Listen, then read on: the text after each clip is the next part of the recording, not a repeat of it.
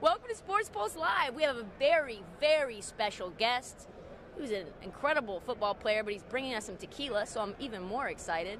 Emmitt Smith is here, slanging the best tequila out here on the market, Herradura. Exactly. Herradura tequila. This is the silver version.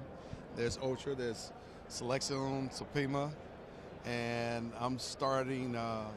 I've selected my own barrel that's coming out this spring.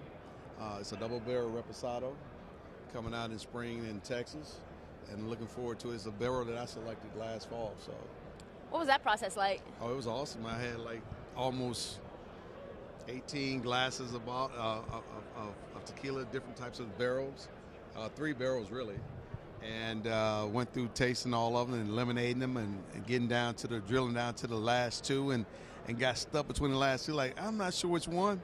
I put them both together.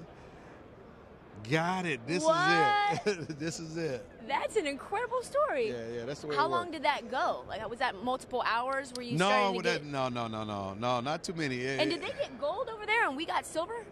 They got. Wait, is that a better one? Did we get? They got a reposado. Which one's better? Did we get a better one? They both are excellent. All right. It just depends on your flavor. I'm a silver guy. I'm a reposado. I'm a añejo guy. And that's a reposado. That's Perfect. A double barrel reposado. So my barrel gonna be a double barrel reposado. Nice.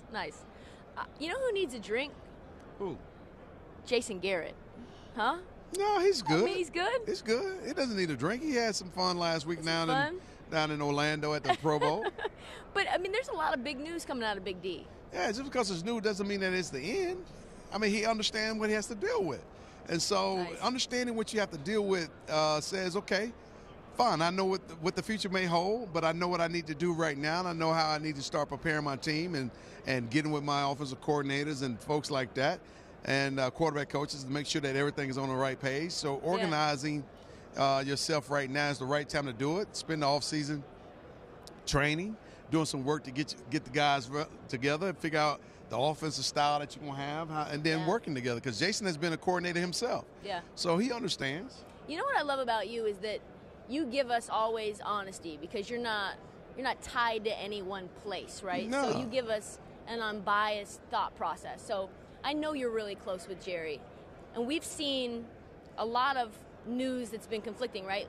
Monday after the Dallas lost to the Rams, it was Jason Garrett saying, we expect Scott Linehan to stay on. Then later on it was like, no final coaching decisions have been made. Right.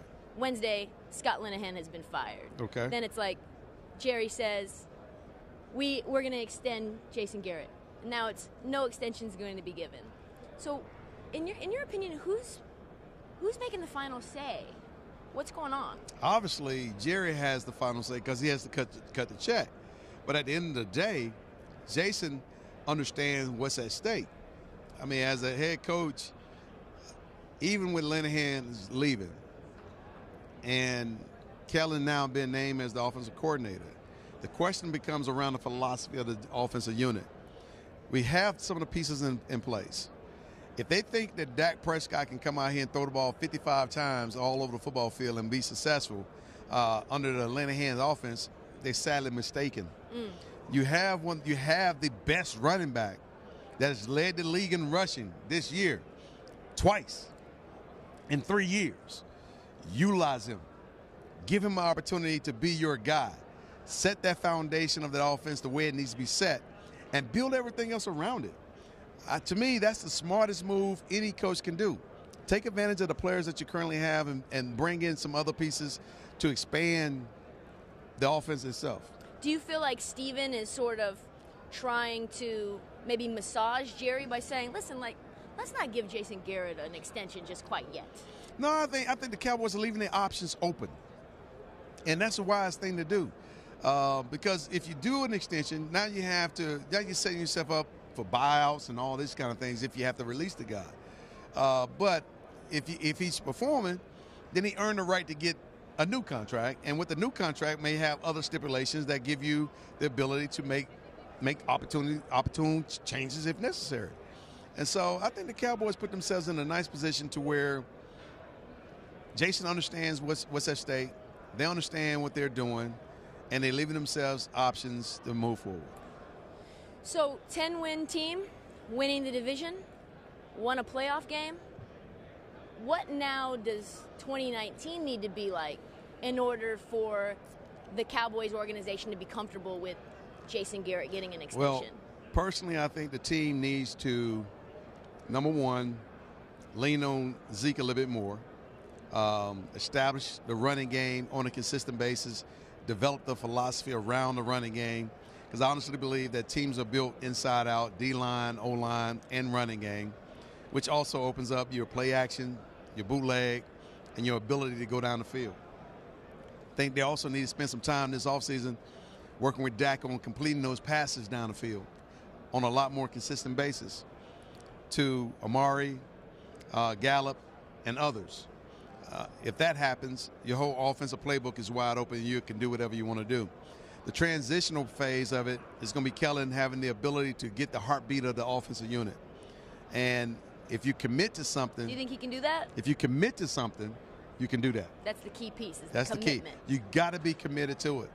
Because what it felt like by, who am I, right? But watching from the outside, it felt like things were a little too simplified and a little too predictable. Very, very predictable and very simplified. I mean, everybody knew we were not going to throw the ball no further than 15 yards down the field, so all the DBs were sitting at 15.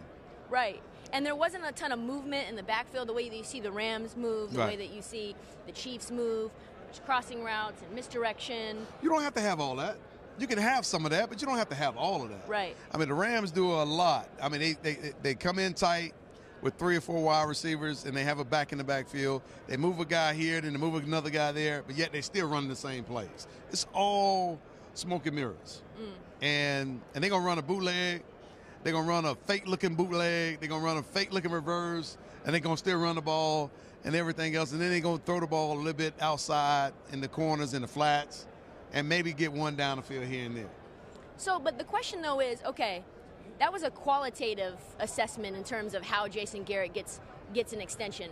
But do they need to win 2 games in playoffs? Do they need to win 12 games in the regular season? Or is it something that's the eye test? Like, I know that this offense is headed in the right direction. Yes. I think for me it's the eye test. For me it's like, can we expand upon what we did last year and make it better?